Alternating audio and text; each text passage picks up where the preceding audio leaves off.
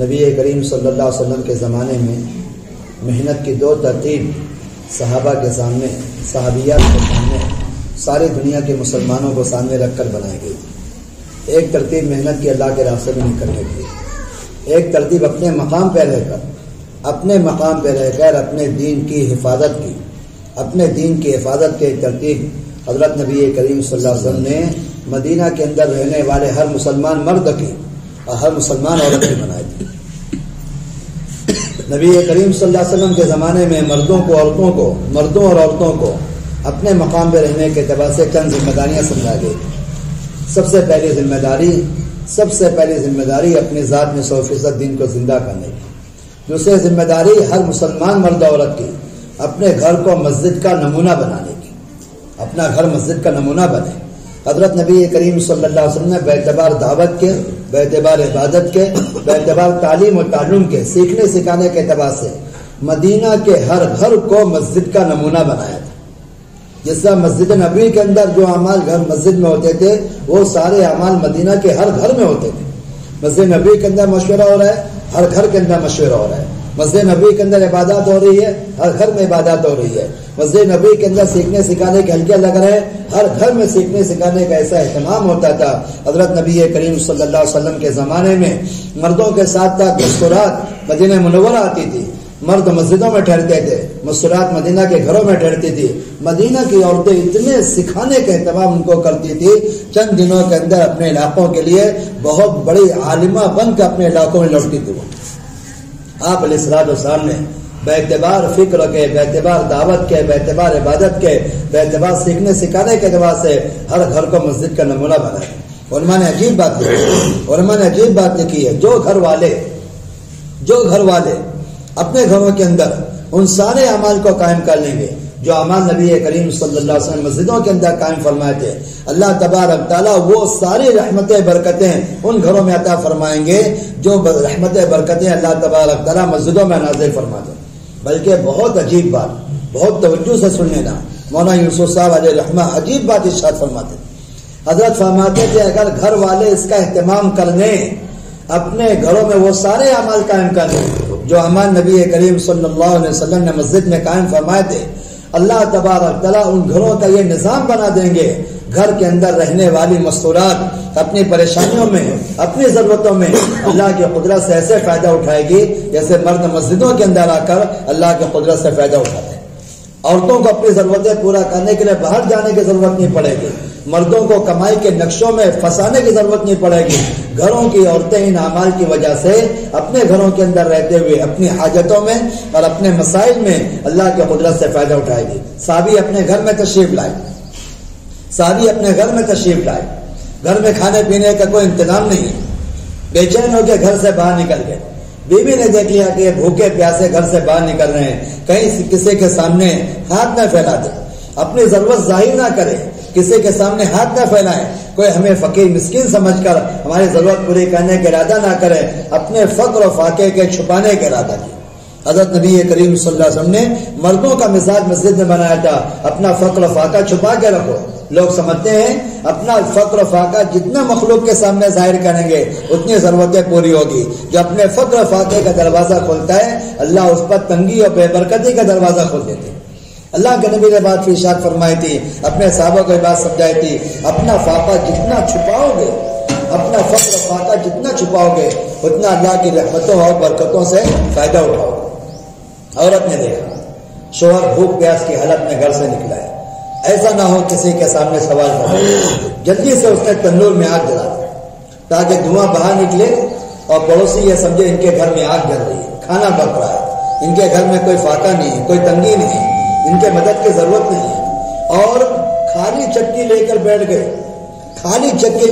گئے پیسنے کے لیے، حالانکہ ایک دانہ گیہوں کا نہیں ہے، خالی چکی چلانے لگے تاکہ پڑوس والے یہ سمجھے ان کے گھر میں چکی چل رہی ہے، گیہوں پیسا جا رہا ہے، آٹا ان کے گھر میں موجود ہے، ان کی مدد کرنے کی کوئی ضرورت نہیں ہے۔ اجی غور سے سنو تو صحیح، کوئی نماز نہیں، کوئی ذکر نہیں، کوئی تلاوت نہیں، کوئی وظیفہ نہیں. اس زمانے کا مسلمان پریشان ہے، بزرگوں کے دروں پہ جا کر پوچھتے ہیں برکت کا کیا وظیفہ، حفاظت کا کیا وظیفہ، فلاں مصیبت کے دور کرنے کا کیا وظیفہ.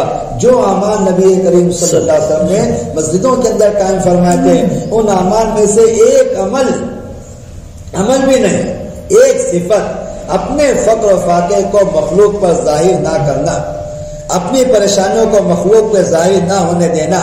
مسجد نبوی کی ایک صفت ہے، صحابہ مردوں کی ایک صفت ہے. ایک صفت کا اہتمام گھر کے رہنے والی ایک عورت نے کیا. تھوڑی دیر کے بعد شوہر واپس آیا، آ کے بیوی سے پوچھا کچھ انتظام ہوا؟ کہنے لگے آئیے ہمارے ساتھ چلیں. اپنے ساتھ میں لے کر گئی. جس تنور میں آگ جلائی تھی اپنے ہاتھوں سے اپنا فاقہ چھپانے کے لیے شوہر کو لا کے بتایا، سارا تنور بکری کی بھنی ہوئی چاپوں سے بھرا ہوا تھا. سارا تنور بکری کی بھنی ہوئی چاپوں سے بھرا ہوا تھا. جس خالی چکی کو چلایا تھا اپنے فاقے کو چھپانے کے لیے اپنے شوہر کو لا کے دکھایا. شوہر حیران ہو گیا، چکی کے پارٹ ہل رہے ہیں، چاول آٹا پسا ہوا چکی سے گر رہا ہے اور گلے کا گیہوں کا ایک دانہ نظر نہیں آیا. حیران ہو چکی کے دونوں پارٹوں کو الگ کر دیا، دیکھا گیہوں کا دانہ نہیں ہے. دوبارہ ملایا، آٹا نکلنا بند ہو گیا. نبی کریم صلی اللہ علیہ وسلم کے پاس تشریف لے گئے. 3 روایتیں ہیں. ایک روایت میں آپ نے فرمایا اگر تم چکی کے دونوں پارٹ کو الگ نہ کرتے تیری موت تک. دوسری روایت میں میری موت تک. اور تیسری روایت میں قیامت تک وہاں سے آٹا نکلتے رہے اور سب اللہ کی نصرت کا مشاہدہ کرتے تھے. میں تو ایک بات عرض کر رہا ہوں، حضرت نبی کریم صلی اللہ علیہ وسلم نے باعتبار دعوت کے، باعتبار عبادت کے، باعتبار تعلیم و تعلم کے، باعتبار سیکھنے سکھانے کے، باعتبار مشورے کے، آپ نے تمام گھروں کو مسجدوں کا نمونہ بنایا تھا. علماء نے عجیب بات لکھی ہے، توجہ سے بات سننا. علماء نے لکھا ہے جو گھر والے اپنے گھروں کو اعمال مسجد سے آباد کریں گے، اللہ تبارک روزی میں برکتیں عطا فرمائیں گے اور زندگی میں ہدایت نصیب فرمائیں گے. روزی میں برکت. گھروں کے اعمال کا اہتمام، جس کو ہم لوگ 5 اعمال کے ساتھ تعلیم کرنا کہتے ہیں، ایسا بنیادی عمل، ایسا بے مثال عمل ہے. بنی اسرائیل موسیٰ علیہ السلام کے بعد تشریف لائے. عجیب باتیں سنی. فرعون کے ظلم کی، ستم کی اور 600 سالہ اس کی سختیوں کا تذکرہ موسیٰ علیہ السلام کے سامنے کرنے لگے. 600 سال سے ذلت ہم برداشت کر رہے ہیں. موسیٰ علیہ السلام ان کو دنیا کی طرف، اسباب کی طرف، ہتھیار بنانے کی طرف، تعداد جمع کرنے کی طرف اور دنیا کی مختلف شکلوں کی جانب متوجہ نہیں کیا. 2 باتیں آپ نے فرمائی اور قیامت تک آنے والے مسلمانوں کی رہبری کر دی. ایسے حالات جو بالکل تمہیں توڑ چکے ہیں، تمہاری نسلیں گزر چکی ہے جن حالات کو برداشت کرتے کرتے، صرف دو چیزوں کا اہتمام کر لو. پہلی بات آپ نے فرمائی اجعلوا بیوتکم قبلہ، اپنے گھروں کو مسجد بنا. اپنے گھروں کو مسجد بنا. کیا مطلب مسجد بنانے کا؟ اپنے گھر میں سارے اعمال مسجد قائم کرنا، پہلا کام. دوسرا کام واقعی الصلاۃ، اپنی زندگی میں کامل دین قائم کرو. اپنے گھروں کو مسجد کا نمونہ بنا لے اور اپنی زندگی میں کامل دین قائم کر لے. 2 باتیں فرمائے. اس کے بعد وبشر المؤمنین، اب بشارت دے دو ان کے سارے حالات ختم ہو جائیں گے، ان کے سارے دشمن فنا ہو جائیں گے. اور صرف حالات دور نہیں ہوں گے، دشمن ختم نہیں ہوگا، بلکہ دشمنوں نے جو دنیا سجائی ہے، جو باغات سجائے ہیں، اللہ پاک وہ سب اٹھا کے ایمان والوں کو دے دیں گے. فرعون کی ساری فوج کے ذریعے جو مصر سجایا تھا، جو باغات بنائے تھے، جو خزانے جمع کیے تھے، اللہ نے ان اعمال کی برکت سے وہ سب بنی اسرائیل کو دے دیے. گھروں کے اعمال کی برکت ہے. سب سے پہلا ہم لوگوں کو، سارے ذمہ دار ساتھیوں کو اس کا اہتمام کرنا ہے. اپنے گھروں میں اعمال قائم کریں. روزانہ قرآن شریف کے سیکھنے سکھانے کا اہتمام. سب سے پہلا عمل، اللہ کے نبی کا سب سے پہلا عمل، اللہ معاف فرمائے جس عمل کو اللہ کے نبی نے سب سے پہلے شروع کیا، کام کرنے والوں کو اب تک سمجھ میں نہیں آ رہا. لوگ کہتے ہیں گھر میں قرآن کے حلقہ لگانے کی کیا ضرورت ہے، قرآن کے سیکھنے سکھانے کی کیا ضرورت ہے. گھروں میں قرآن شریف کے سیکھنے سکھانے کا اہتمام نہیں کرو گے، سارے عالم میں پھرتے رہو گے، گھر کی بے دینی ختم نہیں ہوگی، سارے عالم میں پھرتے رہو گے. حضرت نبی کریم صلی اللہ علیہ وسلم غار حرا سے واپس تشریف لائے. حضرت خدیجہ آپ کی زوجہ مطہرہ سے آپ نے اپنے سارے حالات عرض کیے اور ساری کیفیت بتانے کے بعد سب سے پہلا کام یہ کیا جو آیات جبریل علیہ السلام نے حضرت نبی کریم صلی اللہ علیہ وسلم کو سکھائی تھی، آتے ہی وہ ساری آیات آپ نے حضرت خدیجہ کو سکھا دی. جس عمل کو اللہ کے نبی نے سب سے پہلے دن کیا ہے، اس عمل کو ہم کرنے کو تیار نہیں، اس عمل کو ہم سمجھنے کو تیار نہیں ہے. بڑے بڑے صحابہ کا ذریعہ، بڑے بڑے صحابہ کی ہدایت کا ذریعہ گھروں میں قرآن شریف کے حلقے بڑے بڑے صحابہ کی ہدایت کا ذریعہ بنے ہیں۔ عمر بن خطاب رضی اللہ عنہ جن کے دل کی سختی کا عالم تھا، سنو تو صحیح کیسی عجیب بات کتابوں میں لکھی ہے۔ ابو جہل مکہ کی گلیوں میں زمانہ جاہلیت میں حضرت عمر کی دل کی سختی مجمع میں بیان کرتا ہوا پھرتا تھا۔ یہ کہتا تھا کہ جس شخص کو اپنی بچی دفن کرنا ہو، جس شخص کو اپنی لڑکی دفن کرنا ہو، زندہ دفن کرنا ہو، لیکن باپ کی محبت مانے آ رہی ہے، ہمت نہیں ہو رہی ہے، وہ اپنی لڑکی عمر کے حوالے کر دے، اس کے دل میں کوئی نرمی نہیں۔ جن کے دل کی سختی زمانے جاہلیت میں ابو جہل مجمع میں جا کے بیان کرتا تھا۔ وہ اپنی بہن کے گھر تشریف لے گئے جہاں قرآن شریف کا سیکھنا سکھانا ہو رہا تھا، اس ماحول میں کچھ دیر رکے ہیں، گھر میں داخل ہوئے تھے، اسلام اور نبی کے سب سے بڑے دشمن بن کر اس ماحول سے نکل کر باہر آئے ہیں، اسلام اور نبی کے سب سے بڑے محافظ بن کر قرآن شریف کا سیکھنا سکھانا۔ میں آپ سے کیا عرض کروں، میں اگر آپ حضرات توجہ سے بات سنیں یہ بات سمجھ میں آئے گی۔ اللہ تبارک تعالیٰ نے گھروں کے اعمال پر 2 قسم کی ضمانت دی ہے، بڑی عجیب ضمانت ہے۔ ضمانت خداوندی ہے، ربانی ضمانت ہے۔ قرآن 2 نیت سے پڑھو، قرآن 2 نیت سے پڑھو۔ جتنا قرآن نمازیں پڑھتے ہو اس کا ترجمہ ضرور یاد کرو، خوب توجہ سے غور کر کے پڑھا کرو۔ 2 نیت سے قرآن پڑھنا چاہیے، حصول ہدایت، فہم دعوت، حصول ہدایت اور فہم دعوت۔ اللہ دعوت ہمیں سمجھا دے، اللہ میں ہدایت نصیب فرما دے۔ قرآن ہدایت کا خزانہ ہے، قرآن دعوت کی کتاب ہے، قرآن دعوت سمجھانے کی آیا ہے، قرآن خود سب سے بڑی دعوت ہے۔ امام زمخشری بہت بڑے تفسیر کے عالم تھے، ان سے سوال کیا گیا قرآن کا موضوع کیا ہے؟ کہنے لگے قرآن کا موضوع قرآن میں موجود ہے، ھذا بلاغ للناس، یہ قرآن سارے عالم کے لیے دعوت ہے، قرآن کا موضوع دعوت ہے۔ قرآن پڑھو دعوت سمجھنے کی نیت سے، قرآن پڑھے ہدایت کو سمجھنے کی نیت سے۔ اللہ نے 2 ضمانتیں لی ہے اگر یہ اعمال گھروں کے اندر قائم ہو گئے۔ سب سے پہلی بات اللہ تعالیٰ ارشاد فرماتے ہیں انما یرید اللہ لیذھب عنکم الرجس اہل البیت ویطہرکم تطہیرا، اللہ تعالیٰ تمہیں تمام گندگیوں سے پاک کر دے گا۔ جتنی گندگی مسلمانوں کی زندگی میں ہے، باطنی گندگی، جسمانی گندگی، ظاہری گندگی، باطنی گندگی، ان ساری گندگیوں کو پاک کر دیں گے اگر ان قرآن شریف کے اندر، اگر اپنے گھروں کے اندر ان اعمال کا اہتمام ہوگا۔ دوسری ضمانت اللہ نے لی ہے، جتنی خوبیاں، جتنی صفات، جتنے کمانات اللہ تبارک تعالیٰ کو مطلوب و مقصود ہے 22 پارے کے اندر دوسرے رکو میں اللہ نے ان ساری صفات کا تذکرہ کیا ہے۔ ان المسلمین والمسلمات والمؤمنین والمؤمنات والقانتین والقانتات والصادقین والصادقات، جتنی صفات کا اللہ نے تذکرہ کیا ہے، جو صفات اللہ تبارک تعالیٰ چاہتے ہیں وہ ساری صفات پیدا کریں گے ان اعمال کی وجہ سے۔ قرآن شریف کا حلقہ لگانا، اہتمام سے آپ علیہ الصلوۃ والسلام کی حدیث کا پڑھنا، ایک دن فضائل اعمال میں سے، ایک دن منتخب حدیث میں سے 6 صفات کے مذاکرے کرنا، اپنے گھر کے ہر فرد کو اللہ کی عظمت بنوائے، ہر عورت کے سامنے اللہ جو قدرت کے تذکرے کرے، گھر کے ہر فرد کو سامنے اس بات کو سمجھائے کرنے والی ذات اللہ کی ہے، اللہ کے کرنے کے ضابطے حضرت نبی کریم صلی اللہ علیہ وسلم والے اعمال ہے۔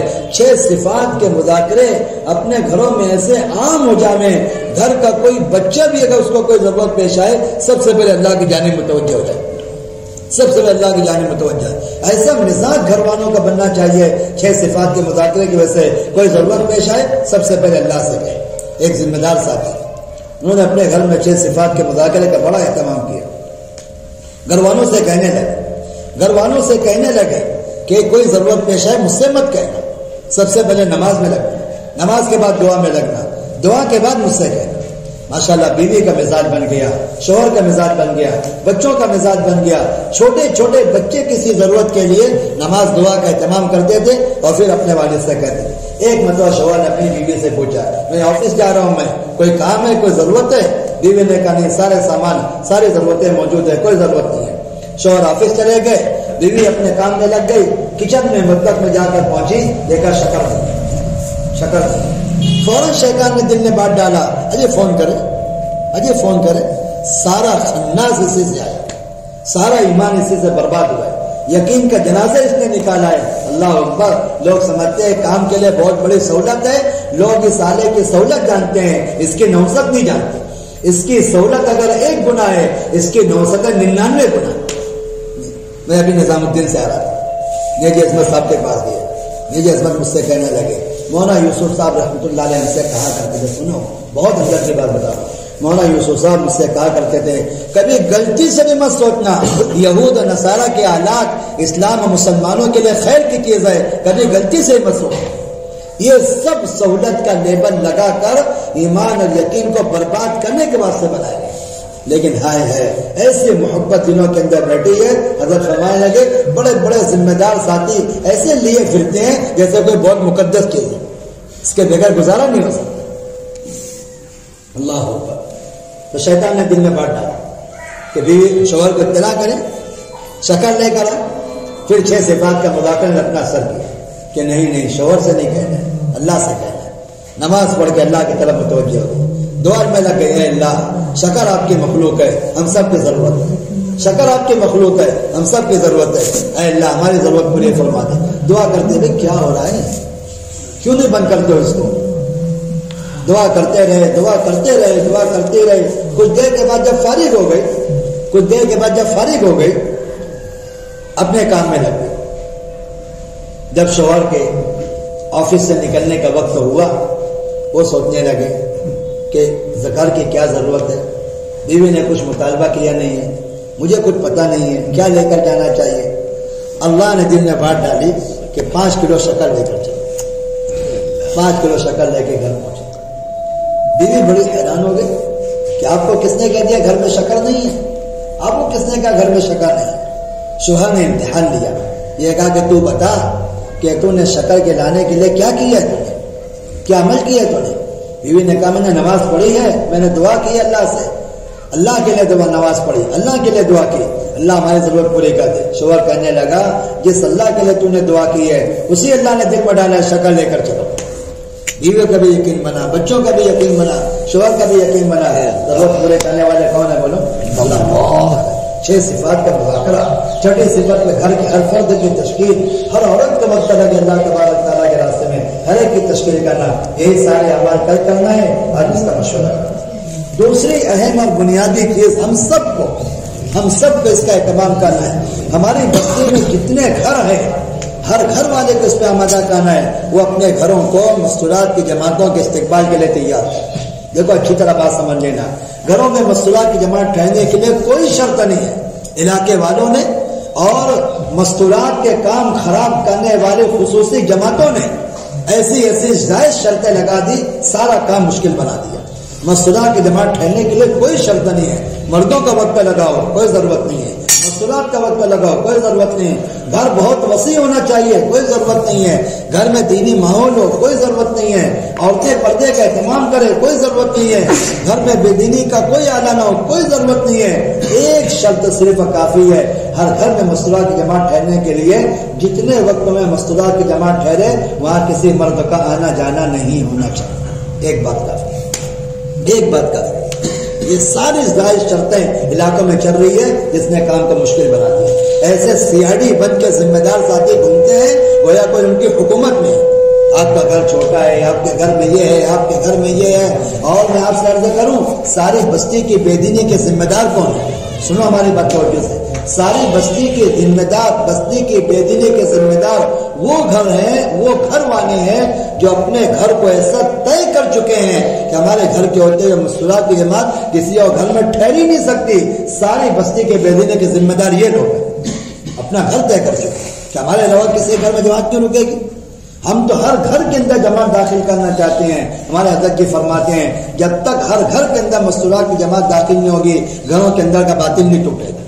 لاکھ محنتیں کرتے رہے آپ، دنیا بھر کی محنتیں کرتے رہے، عجیب عجیب آپ مختلف قسم کے قیودات، مختلف قسم کے حدود اور تعزیرات طے کر لیں، جب تک گھروں کے اندر مستورات کی جماعت کا قیام نہیں ہوگا گھروں کے اندر کا باطن نہیں ٹوٹے گا۔ دوسری بات، جب تک گھروں کے اندر مستورات کی جماعت کا قیام نہیں ہوگا گھر کے ہر فرد کا مزاج اور گھر کے 24 گھنٹے کا نظام عبادت دعوت کا نہیں بنے گا۔ آج کیا نظام بنا ہے بولو؟ حاجت اور چاہت کا۔ آج کیا مزاج ہے لوگوں کا؟ حاجت اور چاہت کا۔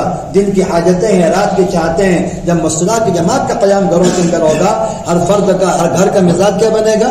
دعوت اور عبادت کا۔ اس لیے ہر گھر کے اندر مستورات جماعت ٹھہرے۔ میں آپ سے ایک بات عرض کرتا ہوں، سنو غور سے بات، میں آپ سے ایک بات عرض کرتا ہوں۔ آپ مستورات کی جماعتیں اپنے علاقوں میں تقسیم کرتے ہیں، کیا ضابطہ ہے آپ کے؟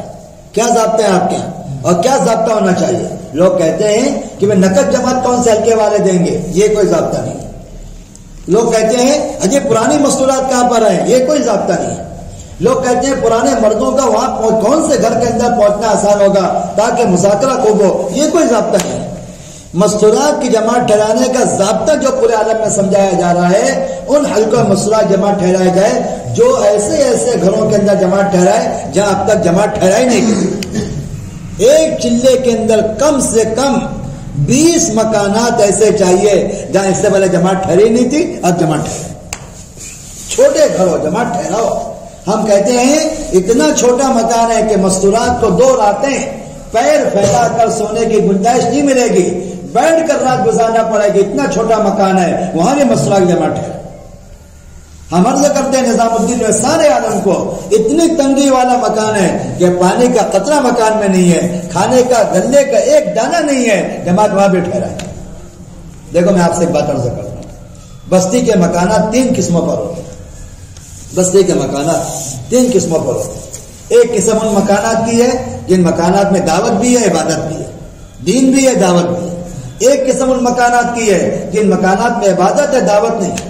گھروں کے مرد اور گھروں کی مستورات کچھ نہ کچھ اعمال کا اہتمام کرتی ہے، ان کا اعمال دعوت سے کوئی تعلق نہیں۔ تیسری قسم ان مکانات کی ہے جس میں نہ عبادت ہے نہ دعوت ہے، سراسر کفر و شرک بھرا ہوا ہے، سراسر ارتداد بھرا ہوا ہے۔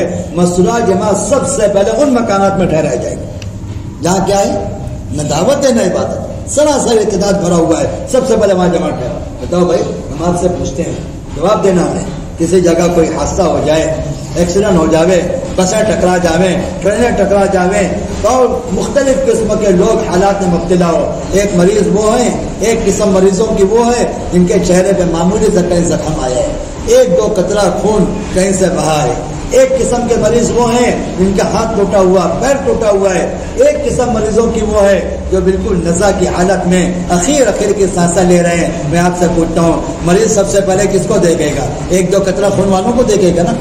بولو بھائی، انہیں کو دیکھے گا نا پہلے؟ اجی وہ ہو آپ کے بدن پہ تو 1 قطرہ خون نکلا ہے، کیوں بھائی؟ آپ اس کو کیا کہو گے؟ کامن ڈاکٹر کہو گے؟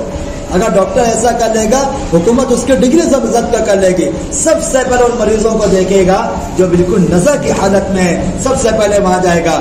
مستورات کی جماعت سب سے پہلے ان گھروں کے اندر ٹھہرائے جائے جہاں ارتداد وہاں جماعت ٹھہراؤ۔ ایک وقت کا کھانا کھلانا گھر والوں کے ذمے نہیں، ایک وقت کا کھانا، سارا کھانا بنانا جماعت کے ذمے۔ جماعت اپنا بھی کھانا بنائے، جماعت گھر والوں کا کھانا بنائے گی۔ اتنا آسان کر کے پیش کرو کہ محلے کا ہر مسلمان یہ سمجھے یہ خیر تو میں بھی لے سکتا ہوں، یہ خیر تو میں بھی لے سکتا ہوں۔ میں جہاں مستورات کی جماعت گھروں کے اندر ٹھہرنا شروع ہو گئی، آپ سمجھ لیجیے وہ گھر مسجد کا نمونہ بن گیا۔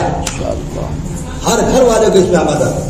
تیسری بات محترم دوستوں بزرگوں، گھر کے اندر جتنی مستورات ہے، جتنے مرد ہے، سب کا وقت لگاؤ اللہ کے راستے میں، سب کی ترتیب بناؤ اللہ کے راستے میں۔ بیوی اللہ تبارک تعالیٰ کے راستے میں جانا چاہتی ہے، شوہر کو کوئی عذر ہے، 8 محرم مرد ہیں جن کے ساتھ عورت اللہ کے راستے میں جا سکتی ہے۔ شوہر کا اللہ کے راستے میں جانے کا وقت آ گیا، بیوی معذور نہیں جا سکتی ہے، بیوی کے علاوہ 8 محرم عورتیں اور ہیں جن کے ساتھ وقت اللہ کے راستے میں رکھ سکتا ہے۔ اپنا اللہ تبارک تعالیٰ کے راستے میں خروج کو ایسی عمومیت دو، جتنی جماعت مردوں کی ہے اس سے دگنی جماعتیں مستورات کی ہونی چاہیے۔ آپ مجھے بتاؤ بھائی، مردوں کی تعداد سے زیادہ مستورات کی تعداد ہے کہ نہیں؟ بولو بھی، مستورات کی تعداد سے زیادہ بچوں کی تعداد ہے۔ جب مستورات کی تعداد مردوں سے زیادہ ہے تو مستورات کی جماعتیں مردوں سے زیادہ ہونی چاہیے نا۔ اہتمام کے ساتھ وہ ساتھی جس نے 2 مرتبہ سے روزہ مردوں کے ساتھ لگایا ہے، اس بات کو پوری قوت سے اپنے علاقے میں چلاؤ۔ اب وہ تیسرا مہینہ سے روزہ مردوں کے ساتھ نہیں جا سکتا ہے، اس کو اپنا سے روزہ مستورات کے ساتھ ہی جانا ہے، اہتمام کے ساتھ۔ بالکل روک دو۔ ہم نظام الدین نے پوری دنیا والوں کو کہہ رہے ہیں بالکل روک دو۔ ایک آدمی سالانہ چلے میں جانا چاہتا ہے، ایک آدمی سالانہ چلے میں جانا چاہتا ہے، اس کا مستورات کا اشرے کا وقت ہے، آپ اس کو منع کر دو کہ آپ سالانہ چلے میں نہ جائیں، آپ پہلے اپنا اشرا لگائیں۔ ایک آدمی 5 مہینہ بیرون میں جانا چاہتا ہے، اجی سنو تو میں کیا عرض کر رہا ہوں، ایک آدمی 5 مہینہ بیرون میں جانا چاہتا ہے، اس کے مستورات کے سالانہ چلے کا وقت آ گیا، آپ اس کو بیرون کی جماعت سے منع کر دو، آپ پہلے مستورات کا چلہ لگائیں، اس کے بعد بیرون جانا ہے۔ اختیاری کام سمجھ کے رکھا ہے، مرضی ہے تو کر لیا، نہیں مرضی تو نہیں کیا.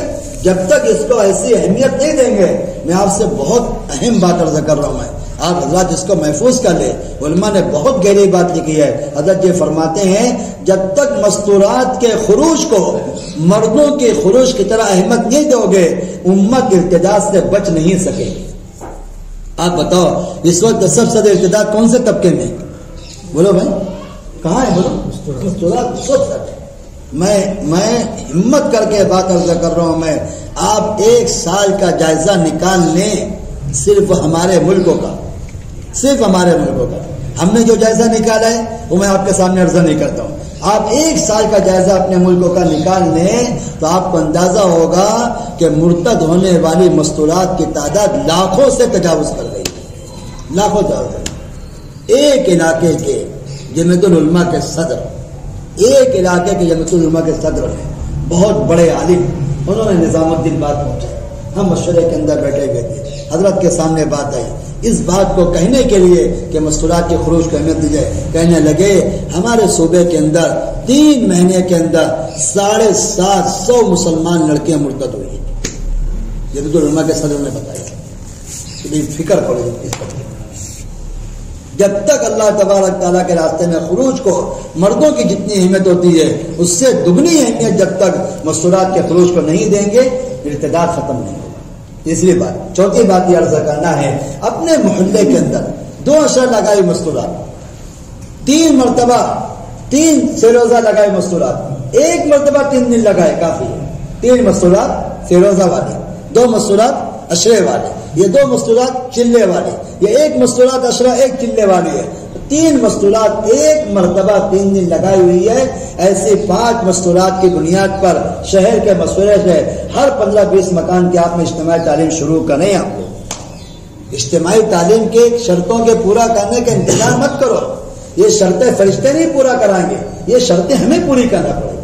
آپ اپنی مسجد کے مشورے کے اندر بیٹھے ہو، آپ دیکھ رہے ہیں کہ 2 مہینوں سے یہ سارے مرد یہ مستورات کے مردوں کے ساتھ جا رہے ہیں، یہ آپ کو تیسرا مہینہ جانا ہے. آپ کو مستورات کے ساتھ آپ دیکھ رہے ہیں ہمارے یہ بھائی ہے، ان کا 3 مرتبہ 3 دن لگ چکا ہے، آپ کو اس مرتبہ اشرہ جانا ہے، آپ کے سال کے اشرہ باقی قواعد ہم پورے کریں گے. اجتماعی تعلیم شروع کرنے کے لیے صوبے کے مشورے رکھنے کی ضرورت نہیں ہے.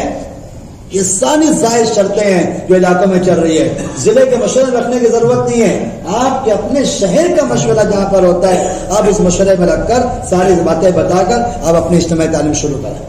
4 اعمال کے ساتھ. 1 عمل استقبال، گھر کی عورتیں کہتے ہیں. 1 عمل کتابوں سے پڑھنا ہے، 1 ہفتے فضائل اعمال میں سے، 1 ہفتے منتخب حدیث میں سے. 1 عمل 6 صفات کا مذاکرہ ہے. اشرے والی مستورات کتاب پڑھ لے، 6 صفات کا مذاکرہ کر لے. 6ٹھی صفت پر جتنی پرانی عورتیں ہیں وہ سب چھوٹے چھوٹے ہلکے لگا کر تشکیل کسی ایک بہن کے دل میں نہیں ہے. جتنی اشرے والی مستورات آئی ہے وہ سب 4-4 5-5 ہلکے لگا کر آپ اپنے تشکیلیں کریں. 4 تشکیلیں کریں. کتنی تشکیلیں؟ پہلی تشکیل خروج کی، مردوں کا اللہ کے راستے میں لگے. 4-4 مہینہ 5-5 مہینہ علماء ہے، پہلے سال کے لیے، دوسرے سال کے لیے، تیسرے سال کے لیے.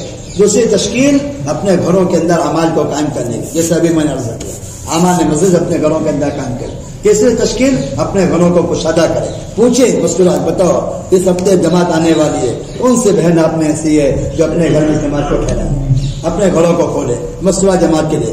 چوتھی تشکیل مقامی اعمال کے، مردوں کے سارے مقامی اعمال مرد شریک ہو، مستورات کے گھروں کے اعمال اور اجتماعی تعلیم میں اس میں ساری مستورات شریک ہو. اس طرح تشکیلیں کرنا. جتنے نام آ رہے ہیں ان کے اصولی کی فکر، ان کی جماعتوں کو روانہ کرنے کی فکر، یہ نہیں پرچی میں نام آ گیا اب چھوڑ دیں، تمام لوگ کی فکر پر.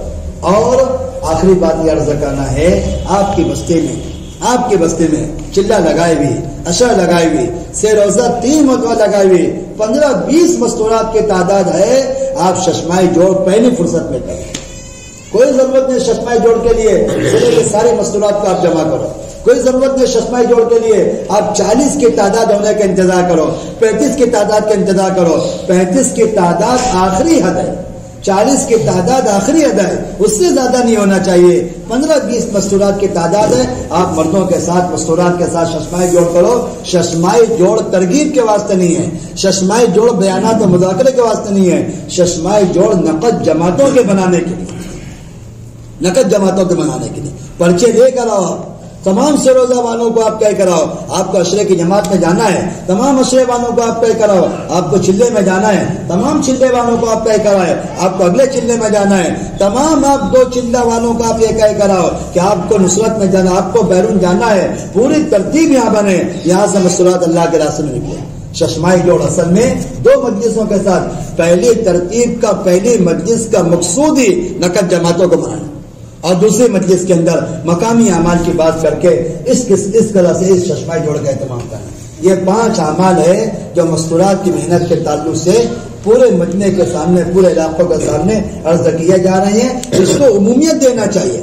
مستورات کی جماعت مستورات کے کام کے لیے کوئی خاص افراد کو طے کرنا، کوئی خاص افراد کو طے کرنا، اپنے آپس میں خصوصی جماعتیں بنانا، ساتھیوں کی جوڑیاں بنی ہوئی ہیں، ساتھ میں پرانے ذمہ دار ساتھی آپس میں مل کے جاتے ہیں، پرانی مستورات کے آپس میں جوڑیاں بنی ہوئی ہے، ہم آئندہ آپس میں ساتھ میں چلیں گے، ہم آئندہ آپس میں ساتھ میں چلیں گے۔ میں آپ سے سچی عرض کرتا ہوں، پرانے ذمہ دار ساتھیوں کا ایک ساتھ نکلنا سب سے بڑا اخلاق کا بگاڑ ہے، سب سے بڑا اخلاق کا بگاڑ ہے۔ اخلاق میں کمان جو پیدا ہوتا ہے نئے نئے ساتھیوں کے ساتھ نکلنے سے پیدا ہوتا ہے۔ ایک پرانا جوڑا اپنے ساتھ نئے 4 جوڑوں کو تیار کرے، ایک پرانا جوڑا اپنے ساتھ نئے 4 جوڑوں کو تیار کرے، تاکہ اس طریقے سے دھیرے دھیرے محلے کے اندر جتنے مرد جتنی مشغولات ہیں ان سب کا وقت اللہ تبارک تعالیٰ کا راستے کریں گے انشاءاللہ۔ کوئی بات سمجھ میں نہ آئے، کوئی بات سمجھ میں نہ آئے، آپس میں الجھنے کی، آپس میں انتشار کی، آپس میں خلفشار کی ضرورت نہیں ہے۔ جتنے ساتھیوں کا سالانہ وقت ہو چکا ہے 2 مہینہ نظام الدین تشریف لائیں، 2 مہینہ نظام الدین تشریف لائیں۔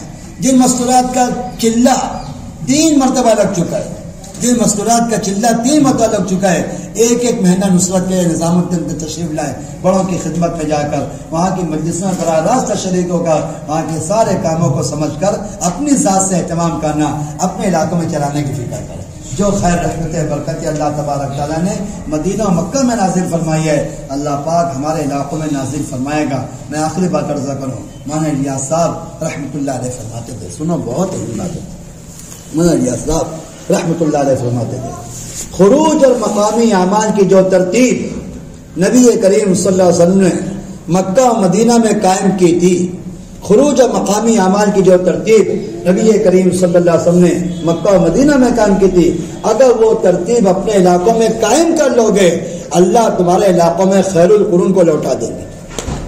اللہ تمہارے علاقوں میں اور جو رحمت برکت دور صحابہ میں امت نے دیکھی ہے، اللہ تمہارے محلوں میں، تمہارے دیہاتوں میں اللہ وہ رحمت برکتیں نازل فرمائیں گے جس کا مشاہدہ لوگ مکہ مدینہ میں کریں گے انشاءاللہ۔ اللہ تعالیٰ ہم سب کو سمجھ عمل کی توفیق عطا فرمائے۔ اللهم يا حنان يا منان يا بديع السماوات والارض يا ذا الجلال والاكرام، اللهم صل على محمد عبدك ورسولك النبي الامي وعلى اله وصحبه تسليما۔ اے اللہ ہمارے گناہوں کو معاف فرما، خطاؤں کو معاف فرما، لفظشوں اور کوتاہیوں کو معاف فرما۔ دین اور دین کی محنت کے بارے میں ہم سے پوری امت سے جتنی کوتاہیاں ہوئی ہیں اپنے فضل کرم سے معاف فرما، ہماری خلوتوں کو معاف فرما دے، تنہائیوں کی نافرمانیوں کو ختم فرما دے، اپنے ذات عالیہ سے خصوصی تعلق عطا فرما دے۔ اے اللہ آپ نے اپنے فضل کرم سے اس عالی محنت میں ہم سب کو لگایا ہے، انبیاء اور صحابہ کے بدن سے نکلے ہوئے اعمال میں ہم سب کو مشغول فرمایا ہے۔ ہم نے اس محنت کے اعمال کی بڑی ناقدری کی ہے، ہم خود بھی ہدایت سے دور رہے اور پوری امت کو ہدایت سے ہم نے دور رکھا ہے۔ ہمارے جرم عظیم کو معاف فرما دے۔ جو دین کے نبی کے مبارک بدن سے نکلا وہ دین دنیا کے اندر مٹ رہا ہے، جس محنت پہ آپ کے نبی نے اپنی جانمان زندگی کھپائی، اپنے بچوں کو یتیم، اپنی عورتوں کو بیوہ اور اپنا سب کچھ صحابہ نے لٹا دیا، اللہ وہ دین ہمارے سامنے مٹ رہا ہے۔ ہم اپنی خواہشات، اپنی ضرورتوں کے پورا کرنے میں پاگل ہو کر مشغول ہوئے ہیں، ہمارے جرم عظیم کو معاف فرما دے۔ دین اور دین کی محنت کے مٹنے کا غم رنج ملال ہم سب کو نصیب فرما دے۔ ہمارے دعوت اور نقل حرکت پر پوری امت کو جمع فرما دے، پوری امت کو حق کو کہنے پر، حق کو سننے پر اور حق کو لے کر پورے عالم میں پھرنے پوری امت کو جمع فرما دے۔ اپنی ذاتی عالیہ سے خصوصی تعلق عطا فرما دے، آپ کے وعدے، آپ کے وعدوں کا یقین عطا فرما کر 100% دین کا اہتمام کرنے کی ہم سب کو توفیق عطا فرما۔ ہمارے جمع ہونے کو قبول فرما، مردوں مستورات کے جمع ہونے کو قبول فرما، جو کہا گیا سنا گیا ہم سب کو سمجھنے کی، عمل کرنے کی توفیق عطا فرما۔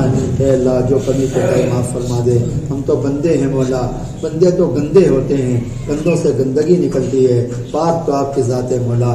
ہم سب کو معاف فرما دے، اپنے فضل و کرم کی بنیاد پر ہمیشہ کے لیے ہمارے آنے والی نسلوں کو بھی دین اور دین کی محنت کے لیے قبول فرما دے۔ اے اللہ اپنے قہر و غضب و غصے کو ٹھنڈا فرما، آپ کی رحمتیں شفقتیں عنایت امت کی جانب متوجہ فرما۔ کام کرنے والے اور جتنے لوگ کام میں لگے ہوئے ہیں خصوصاً اور پوری امت کو عموماً دنیا آخرت کی ہر خیر ہر بھلائی ان سب کو